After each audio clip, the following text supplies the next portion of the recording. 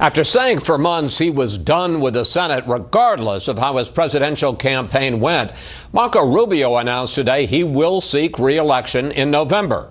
Earlier, I sat down with Rubio and asked him what changed his mind. Well, first, I know people in politics don't like to admit they've changed their mind, but I changed my mind, and people of Florida deserve to know why.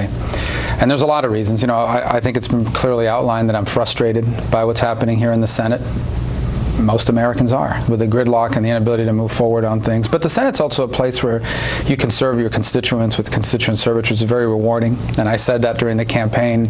It's a place where you can hopefully be able to still move on some major issues, although it hasn't happened enough, but we were able to do a little of that. But I think the real reason, and the deepest reason why, is I think no matter who wins this presidential election, the Senate's role of being able to act as a check and balance on bad ideas from the president, I think, are going to matter more in 2017 than they perhaps ever have in our history. And that's saying a lot given what we're facing now. So I really deeply believe that I can contribute to that. I want to contribute to that. And I think whether it's Hillary Clinton or Donald Trump, our next president, no matter who the next president is, we're going to need senators that are willing to encourage them to make the right decisions, but ultimately to stand up to them if they're making the wrong decision. I want to ask you that. I mean, it would be obvious if Clinton wins that you would want to be a check, but you're also saying if Donald Trump wins, you want to be a check. Sure. I don't think it's a mystery that I disagree with Donald on a number of issues. I don't think it's a mystery that think some of the things he has said, many things he has said, particularly about women and minorities, are things that I find to be offensive. But, I'll continue to encourage him to make the right choices on some issues. I mean, I respect the fact that we may disagree on an approach to something, but if he makes what I believe is the wrong choice, we'll stand up, we'll serve that role, and we'll stand up to him. I think I've proven the willingness to do that already. So, in the past, you expressed frustration, first of all, with working with the Democratic majority, second, with working with the Democratic president. And the chances are, if the election were held today, according to the polls, you'd end up with one or both of those again for the next few years at least. So you seem to be talking about it less in terms of what you can get done than what you can stop. Well, that's the reality of the way Washington is today. There's no illusion about it. I have to be prepared, and I am, to come back and do the best I can within the Washington that we have today, not just the way I wish it were. Hopefully we can change that and get some positive things done for the country. The frustration is there, but the majority of Americans have that frustration. It's why Congress polls at 3% or 4%, because both parties are frustrated by the inability of Congress to address major issues before this country. But there is a very valuable role for the Senate to play as a check and balance. It's the way the Constitution designed the Senate to be. And I'm prepared to be a check and balance no matter who wins. Now, clearly, I disagree with everything Hillary Clinton stands for the most part. So if, God forbid, she were elected, we'll have a lot of work on our hands to stop her agenda. But it is possible, given my differences of opinion with Donald, that there will be instances in which I'll disagree with what he's doing, and we'll have to stand up to that as well. But hopefully we can encourage him to do some of the things that we believe in as conservatives and as Republicans. Let me ask you a question which you know is going to be an issue in this campaign. During your time in the Senate from 2011 until this month, you missed 234 roll call votes. That's 15% of the title.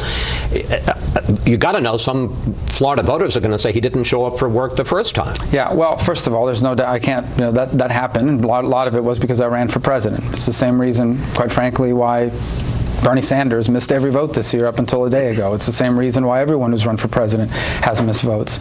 And before that, there were some votes that I missed. A lot of them had to do with things my kids had to do back home. A few of them had to do with when my mom was sick for a couple years. But I'm proud of all the work we did and the things we achieved in our time there. It was frustrating that we couldn't get more done.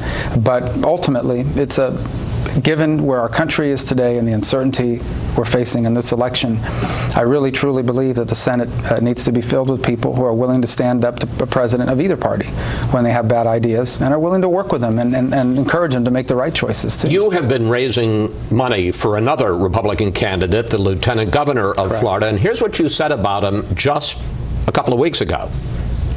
I have a real good friend I've known for a long time who's running for the Senate race. I didn't run. I said I wasn't gonna. He got into the race. He's a lieutenant governor of Florida.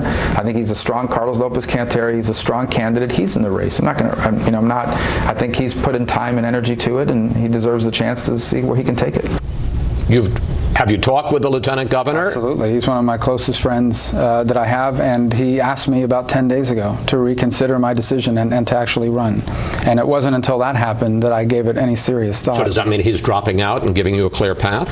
Well, sure, if he's asking me to run, it won't be a clear path. I mean, look, I have no illusions. A clearer path. Well, there was no scenario under which, if he was in the race, I would ever be in this race. And it was only when he told me that not only did he think I should run, he wanted me to run, that I took the time to go back to Florida and spend the weekend, Father's Day weekend, with my family. And in between pressure cleaning the driveway and watching the NBA Finals on Sunday night, we spent a lot of time praying and thinking about this. And we had two paths before us. One of them was the one we had originally intended, which is a path that would have been more comfortable and politically, quite frankly, perhaps even better.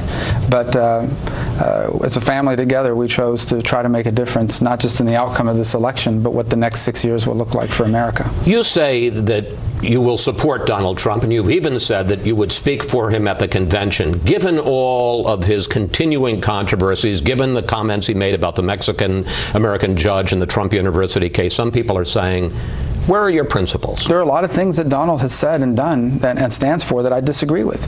But I disagree with everything that Hillary Clinton stands for on virtually every issue. So in the end, it comes down to that as much as anything else, with the recognition that, yes, I mean, look, I ran for president. I wanted to be the nominee. It's not the choice I wanted us to have. But that's what the voters have chosen, and that's the choice before us now. And I have to choose from what's in front of us, not what we wish had happened. Finally, do you still want to be president, and do you still entertain hopes of that? You know, I'm done giving these unequivocal answers about anything other than to say that on things of the political nature, other than to say that three things. Number one, we don't even know what's going to happen in this election. So I think before anybody answers that question, we got to see what happens in this election. Second, if I wanted to run for president in 2020, running for re-election in this environment with a real risk of losing is a tough race. It's probably not the ideal political decision to make. And the third is this: I am prepared to come back and pour my heart and soul again into the Senate as it is, not as I wish it were. And we'll try to change it, of course.